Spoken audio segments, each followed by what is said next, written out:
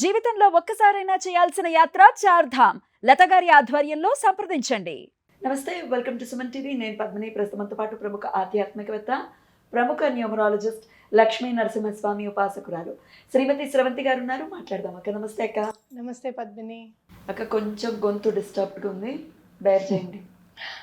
మీరు కూడా అర్థమవుతుంది, నువ్వు మాట్లాడింది అర్థమవుతుంది, నీ గొంతు పోయిందని అర్థమవుతుంది, రెండు అర్థమవుతుంది. వైశాఖ మాసం వచ్చేస్తుంది. వైశాఖ మాసం చాలా చాలా విశేషవంతమైనటువంటి మాసం, సందేహం లేదు. వస్తూనే అక్షయ తృతీయని తీసుకొస్తుంది. అక్షయ తృతీయ రేపు 19వ తారీఖు ఆదివారం. మరి అక్షయ తృతీయని ఎలా చేసుకోవాలి, ఒక్కసారి మీ ద్వారా అక్షయంగా సిరి సంపదలు పెరగడానికి ఏదైనా మంచి మార్గం చెప్పండి. తప్పకుండా చెప్తాను పద్మిని. అక్షయము అని అంటే క్షయము కానిది, అంటే ఎప్పటికీ కూడా అయిపోకుండా ఉండేది అని అర్థం అనమాట. అందుకనే మనం చూసుకుంటే కనుక సింహాచలం అప్పన్నకు కూడా ఆ రోజే గంధం అరగదీసి పెట్టుకుంటారు, ఆ రోజే చక్కగా నిజరూప దర్శనం కూడా ఆ రోజు ఇస్తారు. అంటే ఆ ఒక్కరోజు నిజరూప దర్శనం చూస్తే మన కళ్ళల్లో నిలిచిపోయి స్వామివారు మళ్ళీ సంవత్సరం వరకు మనం చూసినంత ఫలితం లభిస్తుంది అని అర్థం. ఒకటే సంవత్సరం అంతా చందనంతోనే ఉంటారు. కప్పు అసలు ఇంకా ఆయన చాలా వేడిగా ఉంటారట, కోపంగా. ప్రహ్లాదుడు అడుగుతాడు అనమాట, స్వామి నేను వరాహ రూపం చూడలేదు, నాకు చూపించవా అని అడుగుతాడు. అప్పుడు స్వామివారి వరాహ రూపం కూడా దాలుస్తారనమాట. అటు లక్ష్మీ నరసింహస్వామి రూపము వరాహ రూపం కలిసి ఉన్నదే మనకి స్వామివారి రూపం అనమాట. కాబట్టి అలా చూపించినప్పుడు స్వామివారు ఏం చెప్తారు, ఆశీర్వదిస్తారనమాట. అందుకని ఆ కోపంలో ఉంటారు కదా, హిరణ్యకశిపుడిని చంపిన కోపంలో ఉంటారు కాబట్టి ఆ చల్లదనం అనేది స్వామివారికి ఉండాలి అనేది ఒకటి నాకు అనిపిస్తుంది. ఇక్కడ శివకేశవులకి ఇద్దరికి కూడా అభేదము.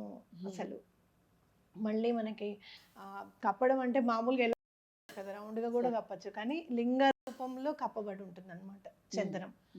ఆ చందనం కనుక ధరిస్తే చాలా మంచిది. ఇస్తూ ఉంటారు కొంచెం కొంచెం. మేము ఇల్లు కట్టుకున్నప్పుడు స్వామివారికి దండం పెట్టుకుంటాం కదా మంచిగా అవ్వాలి అని, పెట్టుకున్నప్పుడు చూస్తే శంకుస్థాపన శంకుస్థాపనలో ఆ గంధం పడింది. అనుకోకుండా తెచ్చిచ్చారట అప్పాజీకి. వచ్చి శంకుస్థాపన చేసిన తర్వాత అవును మర్చిపోయాను గంధం వచ్చిందని చెప్పి వేశాడు అందులో. స్వామివారి అండాదండ తప్పకుండా ఉంటాయి అని మనం చెప్పుకోవచ్చు అనమాట. అంటే క్షయము కానిది. అలా మనం చూసుకుంటే పరశురాముడు ఆ రోజే ఉద్భవించారు, గంగమ్మ ఆ రోజే భూమిపైకి వచ్చింది, మహాభారతం ఆ రోజే రచింపజేశారు, కృష్ణుడు ఇచ్చిన అక్షయ పాత్ర కూడా ఆ రోజు నాడే ద్రౌపది దేవికి ఇవ్వడం జరిగింది. అంటే మంచి పనులన్నీ కూడా ఆ రోజే చేశారు అనడానికి ఎన్నో నిదర్శనాలు ఉన్నాయి. అన్నపూర్ణమ్మ కూడా ఆ రోజే ఉద్భవించారు. ఇలా చూసుకుంటే కనుక ఎన్నో మంచి విషయాలు ఒకటే రోజుకి టైఅప్ అయి ఉన్నాయి అన్నమాట. అంటే మరి మనం ఇక్కడ క్షయము కానివి ఏముండాలి అని అంటే అక్షయ తృతీయ అనేసరికి మనకి కేవలం బంగారం మాత్రమే గుర్తుకొస్తుంది అనమాట. కానీ అమ్మవారితో పాటు ఎన్నో ఉన్నాయి, ఎన్నో పుట్టాయి. మనం చక్కగా ఆ రోజు పూజలో చక్కగా శ్రీఫలాలు కానివ్వు, లేకపోతే ఏకాక్షి నారీకేళం కానివ్వు, ఇలాంటివన్నీ తెచ్చుకొని పూజలో పెట్టుకోవడం కూడా చాలా మంచిది. ఆ రోజు ఉప్పు కొంటే మంచిది. ఆదివారం నాడు వస్తుంది కాబట్టి ఆ రోజే చక్కగా ఉప్పు ఎక్కువగా ఇంట్లో ఉండేటట్టు చూసుకోండి. మనం జనరల్గా ఏం చేస్తాము, 1 or 2 ప్యాకెట్స్ తెచ్చుకుంటాం, అట్లా కాదు, ఒక 4-5 ప్యాకెట్స్ తెచ్చుకొని పెట్టుకుంటే చాలా మంచిది. రాళ్ళు ఉప్పు అయినా పర్వాలేదు, మామూలుగా అది కూడా పర్వాలేదు. పింక్ సాల్ట్ అయినా సైంధవ లవణం ఏదైనా సరే, అంటే సముద్రం నుంచి వచ్చిన సీ సాల్ట్ అయితే చాలా మంచిది. కాబట్టి రాళ్ళు ఉప్పు తెచ్చుకొని పెట్టుకోండి. ఇంకోటి ఏంటి అని అంటే మరి 4-5 ప్యాకెట్స్ తెచ్చుకుంటున్నాం కదండి అని అంటే ఒక్క ప్యాకెట్ ఏం చేస్తారంటే స్నానానికి వెళ్ళేటప్పుడు కొంచెం తీసుకెళ్ళడము, ఇల్లు తుడుచుకునేటప్పుడు కొంచెం వేసి ఇల్లు తుడవడము, అట్లానే ఎక్కడైనా సరే నార్త్ సైడ్ కొంచెం ఉప్పు తీసి కంటైనర్లో పెట్టి అలా పెడితే కూడా నెగిటివ్ ఎనర్జీస్ రాకుండా కూడా ఉంటాయి అన్నమాట. అట్లాంటివి చేసుకోవాలి. ఇంకోటి ఆ రోజు మంచినీళ్ళు ఎవరికైనా దానం చేస్తే చాలా మంచిది అని చెప్తారు. ఎవరైనా కూడా మంచి ఎండాకాలం కదా, ఎవరికైనా చల్లటి మంచినీళ్ళు ఇస్తే అన్నం పెట్టినంత ఫలితం ఉంటుంది ఎండాకాలంలో. నిజంగా చెప్పాలంటే అన్నం పెట్టినా అంత హ్యాపీగా ఉండరేమో, కానీ చల్లటి మంచినీళ్ళు ఇస్తే మాత్రం చాలా హ్యాపీగా. అలాంటి చల్లటి నీళ్ళు తాగితే నాకు గొంతులు పోతాయి. మంచినీళ్ళు ఇవ్వండి.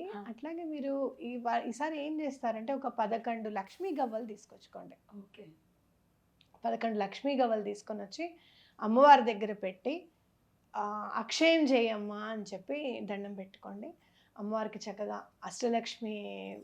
అష్టలక్ష్మిలకి ఆ రోజు పూజ చేసుకుంటే చాలా మంచిది. స్తోత్రం కూడా చదువుకుంటే చాలా మంచిది. మనకి కనకధార స్తోత్రం ఉంది కదా, కనకధార స్తోత్రం చదువుతూ ఒక్కొక్క శ్లోకానికి ఒక్కొక్క పువ్వుని, అలాగే అమ్మవారికి చక్కగా పసుపు కుంకుమ పువ్వు ఒక నాణము అక్కడ పెట్టారనుకోండి, అది కూడా చాలా మంచిది. ఆ నాణాలన్నీ తీసుకొని మళ్ళీ బీరువాలో పెట్టుకుంటే కూడా చాలా మంచిది అనమాట. అమ్మవారికి ఇష్టమైన ఏవైనా చక్కగా స్వీట్స్, పాలతో చేసిన స్వీట్స్ ఏవైనా ఇష్టం అమ్మవారికి. పాలు, పెరుగు, వెన్న ఈ 3 నైవేద్యం పెడితే చాలా మంచిది అమ్మవారికి. దద్దోజనం పెట్టేటప్పుడు ఏం చేస్తారు అని అంటే, కొన్ని దానిమ్మ గింజలు కూడా వేయండి దాంట్లో. అమ్మవారికి చాలా ఇష్టం దానిమ్మ గింజలు అంటే.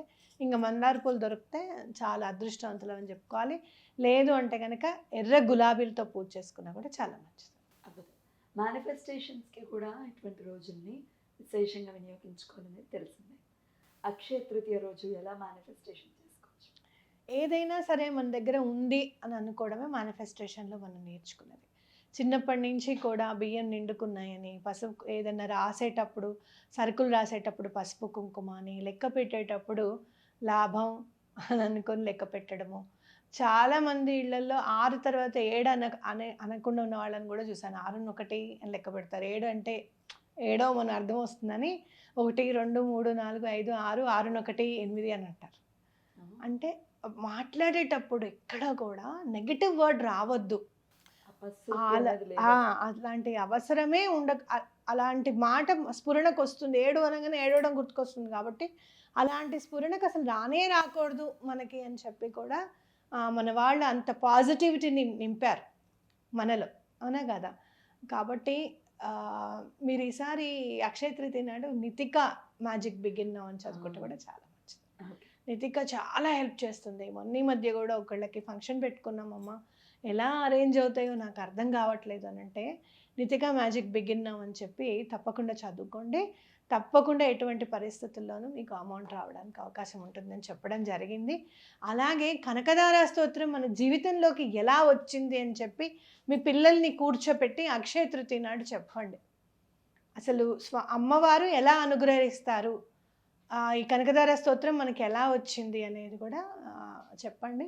అట్లాగే అమ్మవారికి కొన్ని పులుపుకి సంబంధించినవి ఏవైనా సరే, చింత చిగురు వస్తుంది, నిమ్మకాయలు వస్తున్నాయి, ఉసిరికాయలు అడపా ఎక్కడో దొరుకుతూనే ఉన్నాయి, మామిడికాయలు, ఇలాంటి పులుపుకి సంబంధించినవి ఏవైనా సరే మనము నైవేద్యం పెడితే చాలా మంచిది అనమాట. చాలా చక్కగా తెలియజేశారు. అక్షయ తృతీయ పరమ పవిత్రమైనటువంటి రోజు కాబట్టి మాంసాహార ప్రియులు ఆ రోజున మాంసం తినకుండా ఉంటే బెటర్ అంటారా? నాన్ వెజ్ అస్సలు తినకూడదు పద్మిని. ఎందుకంటే మీరు చూస్తే నేచర్కి సంబంధించింది కాబట్టి.